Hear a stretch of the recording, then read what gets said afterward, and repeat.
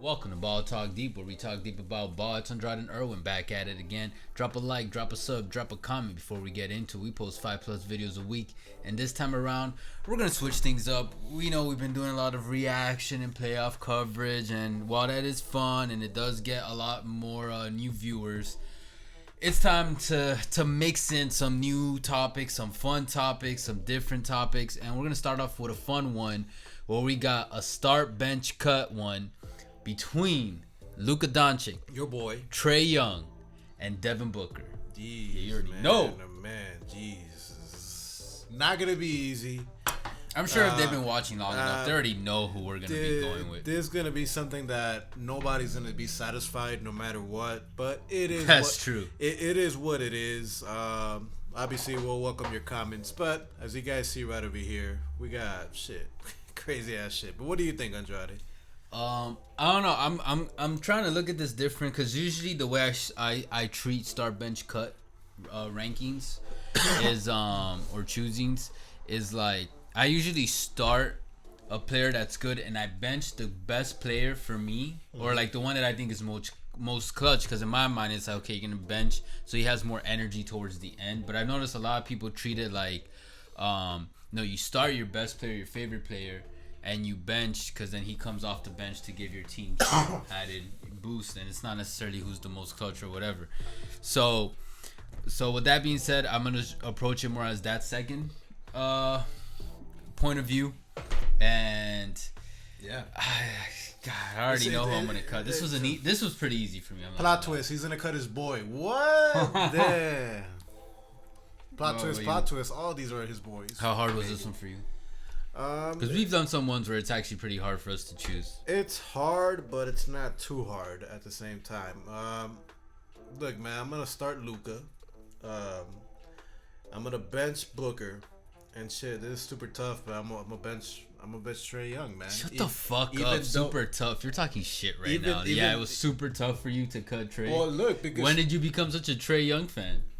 Well, look, man, as you saw what he did in the Madison Square Garden versus the Knicks, ice trade, man. That's pretty damn clutch, and that's not an easy place to be clutch. You got to give the guy some credit. Of course, but when Julius Randle is playing like ass and the rest of the Knicks team is playing like ass, it gets a little bit easier. Yeah, but you can say the same thing about the Lakers, where AD is out for half of the series and LeBron is at 80%, and there's nobody that could be able to support outside of those two. But one, Booker has a better size, and Booker had a 70-point game. In the regular season. In the regular season, but how many players have had a 60-plus game even? That's true, but Trae can light it up whenever he wants to as well. That's true. You can't take that away from him. I love how we both criticized these two first, and we didn't even talk shit about Luka. Luka, man, he's just built different. Luka, there's no. I'm sorry, man. Like, look, if you want to do like a 5-page research paper on why Luka doesn't deserve a start, I'd love to hear it, but that's not gonna change my opinion, bro. Luka, you could put on a team. And out of compared to out of those three, for sure, he's the best building block. There's no, I don't give a fuck. I want a viewer to try me on that. There's no fucking way. Even with Devin Booker, Luka Doncic is the building block in the NBA, period, and especially out of these three. Like, are you kidding me? And I have the same as you. I'm starting Luka. I'm benching Booker, and I'm cutting Trae. Now, mind you, give Booker credit, they would not have gotten past the first round. Of course. That's the CP3 effect is real. We can all agree on that. Mm-hmm. But like Irwin said, it is definitely Booker is this. Booker is the second most important piece in that team, but he is the best player on that team. Of course, because CP3 is the veteran. He's the Hall of Famer in that team, and he can still fucking ball. Like, it'd be different if he was like a Rondo, or he still has some crazy high IQ, and he can still hold things down on court and off court. But on top of that, CP3, first of all, he does it better than Rondo, guys. I'm not comparing him on the same level as Rondo. And second of all, Chris Paul could still ball. Like motherfucker, his course, offensive games performances have been when they put historic in this postseason. Of course, if you don't need to look any further, when they put away the Nuggets in a sweep. Oh, I had the Nuggets going in this in 6 or 7 games. How did that go? We'll talk about that in our second round series takeaways video. Yeah, how did we're gonna do one on each series, guys. Don't worry. How did that go, huh? But what we do know is we gotta get Luka some fucking help. Because no offense to the unicorn, you are not cutting it. Whether it's a coaching scheme or whatnot, gotta get the man some help. You saw what came out today?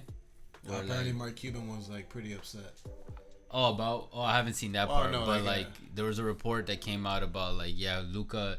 It's an overhyped report. He's gonna sign that extension. Yeah, for sure. But there's this guy, I forgot the name now, that got mad close to Mark Cuban, and the whole team doesn't feel him.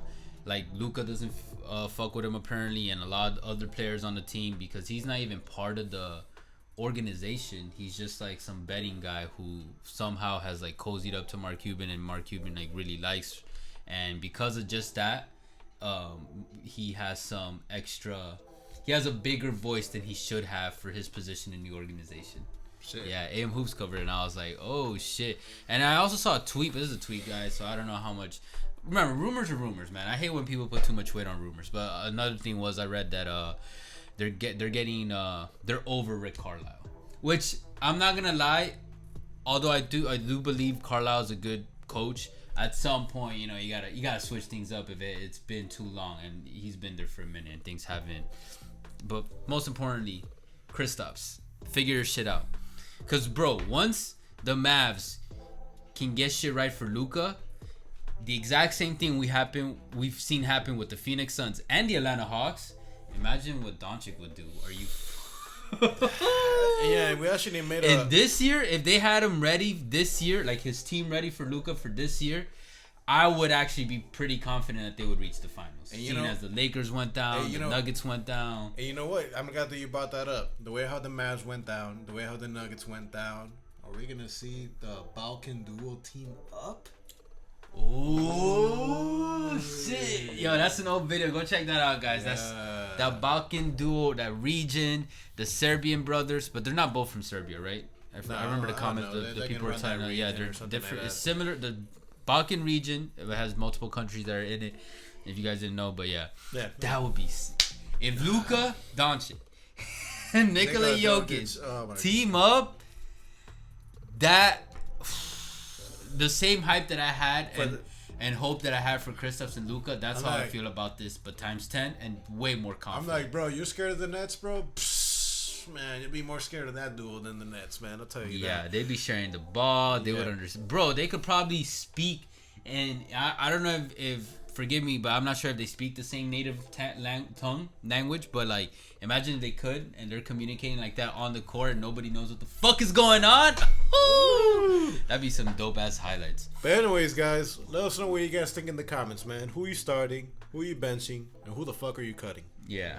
And props to all three for having great playoff performances in 2021. Like, they're killing it. These three right here, they're definitely part of the future of the NBA. Oh yeah, man. I was a little iffy on Trae, but I think I said it in the first round. Like, this playoffs is gonna show me how I ultimately feel about Trae Young. And I know I talked shit about him early on, but I'm still not the biggest believer. But he can play, and not only can he play, but he has a good mindset that's gonna take him beyond what his body template. AK, I'm talking about how small he is, how short he is, beyond what his physical capabilities allow him to. You know what I mean? Of course, definitely. That's another reason why I got Booker and Luka on top of him too, though.